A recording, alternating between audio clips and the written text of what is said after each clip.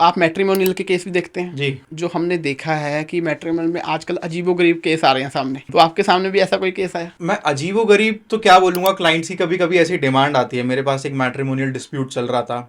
हालांकि matrimonial disputes में मैं आइडेंटिटी डिस्क्लोज नहीं कर सकता, बट मैं आइडेंटिटी हाइड करके आपको बताऊंगा जरूर उसका क्रक्स। तो एक हस्बैंड वाइफ के बीच में एक मैट्रिमोनियल डिस्प्यूट चल रहा था। मैं हस्बैंड की तरफ से था, तो उनका एमिकेबली मैटर सेटल हो गया और उनको था कि ठीक है जी साथ रहते हैं। तो that gentleman husband he approached मी, वकील साहब आप एक हमारा सेटलमेंट अग्रीमेंट बना दो, सेटलमेंट एग्रीमेंट, पैचअप अग्रीमेंट। मैंने कहा जी इस तरीके की चीज़ तो एग्जिस्ट ही नहीं करती।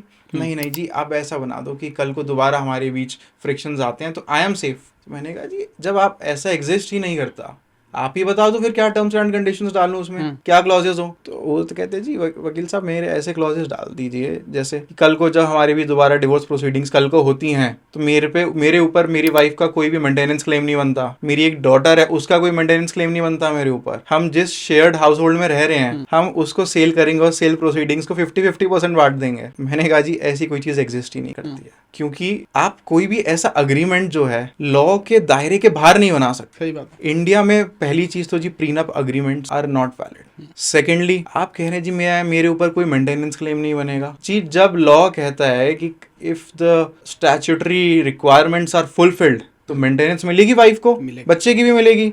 आप उसको अग्रीमेंट से उस स्टैट्यूटरी प्रोविजन को हटा नहीं सकते, तो आपको कंप्लाइंस तो करनी पड़ेगी। खैर कर कुरागे जी नहीं जी आप मेरा एमओयू बना दिए। मैंने कहा जी आई एम सॉरी, आप किसी एमओयू पे रिश्ता चलाना चाहेंगे तो मुझे नहीं लगता वो रिश्ता ज्यादा चलेगा। तो ऐसी चीजें आती है जी।